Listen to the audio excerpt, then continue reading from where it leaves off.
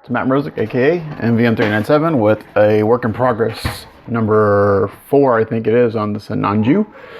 So since I've had a few days off, I spent a lot of time sanding pieces, as I had mentioned before. And then last night I went through and applied the second coat of primer on all the armor pieces. And now the next step is to go through and double check and see if there's any imperfections in some of the pieces and fix those for the last time, and then I'll just spot prime those areas. So I did a broadcast last night of me, just an exciting broadcast of me spraying primer. So I think the broadcast was about 2.5 hours, but altogether I spent about 4 hours spraying primer. So as you saw last night, I use a lot of material when I'm spraying primer and paint. That's just how I do it, and that's how I'm able to get a really smooth surface. So the tools for this step, pretty simple. I've got some Bondo glazing putty, and this is great because I can put this right, I can just scuff up the area that needs some putty and put this right on there, and it dries pretty quickly. It sands very smoothly, and you can actually paint right over this. I've done that before, but since I'm this far along, or I'm in this step, what I'll do is any areas that get putty, I'll spot prime them. But there have been times before where I'll be in the booth getting ready to lay down paint, and I see a little, imperfection that's pretty obvious. So I'll put some of this on. I'll use the hair dryer to dry it really quick, and I'll use a really used microfine or a really used ultra fine sanding sponge, just sand that smooth, and I'll paint right over the putty as a quick fix. That way I don't have to, wait a day to do that. So spot putty. For the sanding sponges, I've got an ultra fine, which is what I'll use to scuff up the area before I put any putty on, or if I see any like seam lines or anything like, or any mold lines that I missed, I'll use that. I have a really used microfine and then I have also a really used ultra fine. So basically right now the coarsest thing I have is an ultra fine, and this is equivalent to, I think it's 800 if I'm correct. And a microfine is equivalent to about 1,000. But with this, like an ultra fine that's really, really used, is more like 1,000, and a microfine that's really, really used is more like a 1,200. So the used ones are really more for polishing and getting any specks of dirt out that I see in the primer.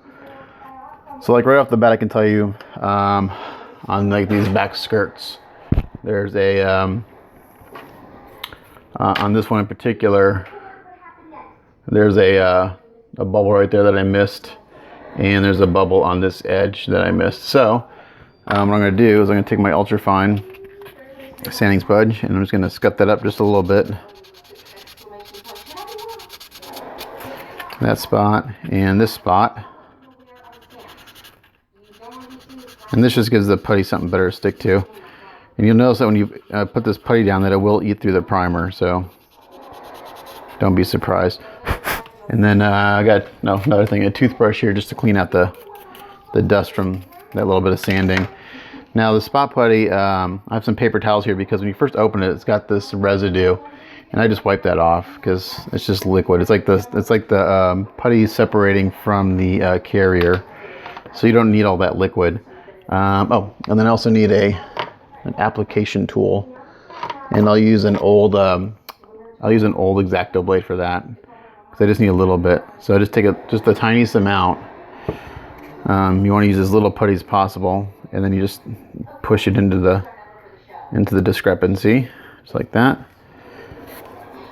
and actually push it in there. If you just lay it on top, it's not going to get into the void, and when you go sand it, you'll still have a bubble. So push it into the imperfection,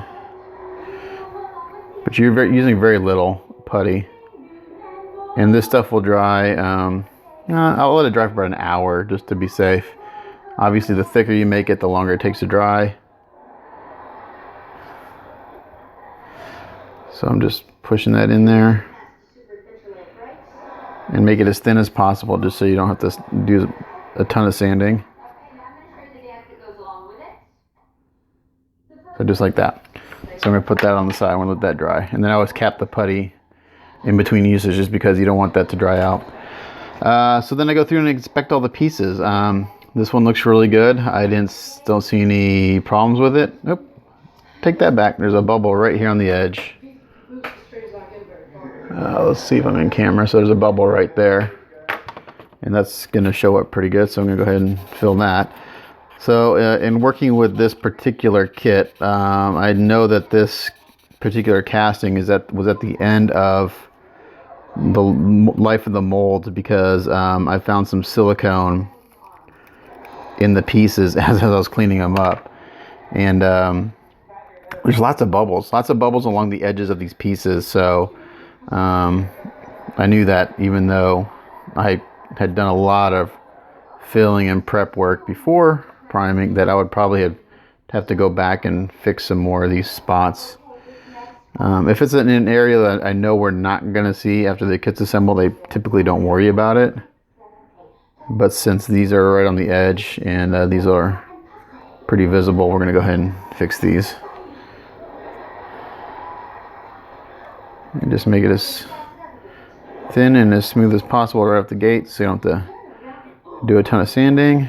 And then that one's done. So we'll let that sit and dry. So also what I do is I go through and I just I'll just keep those off to the side there, because I know I have to work on those. So anything I have putty on, I just keep off to the side here, so I know I gotta go back and sand those areas. But if I see a part and it looks good, I just leave it on the skewer and I put it back on my board ready for paint. So like this one is good. I don't see any, the primer's nice and covered. I don't see any pinholes or mold lines. So I'll just put that, I'll just put that back on the skewer and back on the pegboard. And I just broke my skewer. And I got to re-drill that hole. That's where my pin goes to. That happens sometimes. You break off your skewer into the part. So this is the next step. Just going through and checking the pieces again for any errors or things that need to be further refined or fixed. It goes back over there. And all the panel lines have been rescribed several times, so they're nice and deep. And even though I used a lot of primer on them, they are very well defined, so they will be easy to panel line. So I do that as I'm cleaning the kit. I rescribe the panel lines, because again, on this kit in particular, it being towards the end of the bowls, they were really shallow. Yeah, they weren't. You could barely see them. So this looks pretty good here. Yeah, this looks good. So like I said, I spent a good 3 days wet sanding all these pieces. I know these pieces will have some work. I saw some bubbles on them yesterday. So I spent, like I said, a good 3 days sanding these pieces, that first round of primer. So here's another bubble. I'm just gonna go and take care of that. Then I also clean out the bubble itself. You want to get out any dust or anything there. And there was another one right here. That's really shallow. I'm not even gonna sand that. It's very minor. So I'm just gonna glaze it over.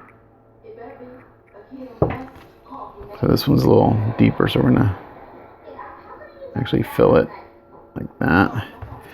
And then these two are really small. Like this is the type of bubble right here that I might find when I'm about to paint, and I can just glaze over it real quick and let it sit for a few minutes and then paint. So those are really shallow. But yeah, I tell you what, all the work I've done on these pieces has really paid off. They look really good. Like on this piece, I see some gunk that I got on the paint, so I'll use my really used ultra fine here to get that out. I don't want to go through the primer if I don't have to, just because especially because this is going to go a two-tone red, and if anyone's ever painted red is one of those colors that it just does not cover well. It doesn't and I experienced this when I used to paint cars for a living. Red, for some reason, just doesn't have a lot of hiding power, so you want to make sure that the surface you're spraying is all the same tone. So with this being a two-tone paint job, there's two ways I could do this. I could go through and I could paint everything white or gray, and then I could mask off panels and paint those panels black, and then paint everything the same color red.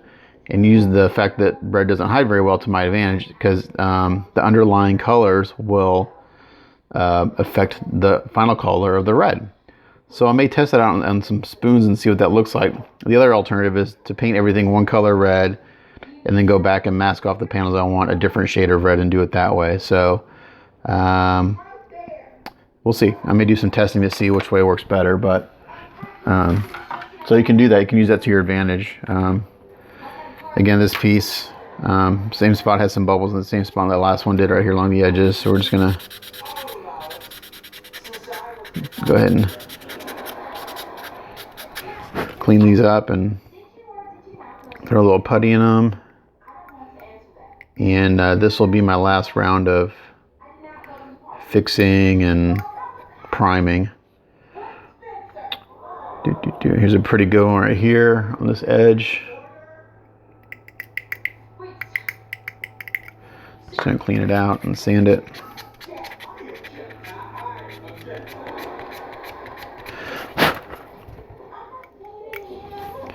And I'll go and fill those.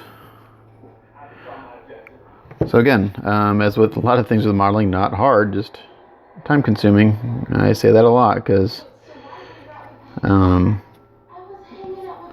lot of people, especially if you've never built resin, they're quite surprised at how much work it takes. So yeah.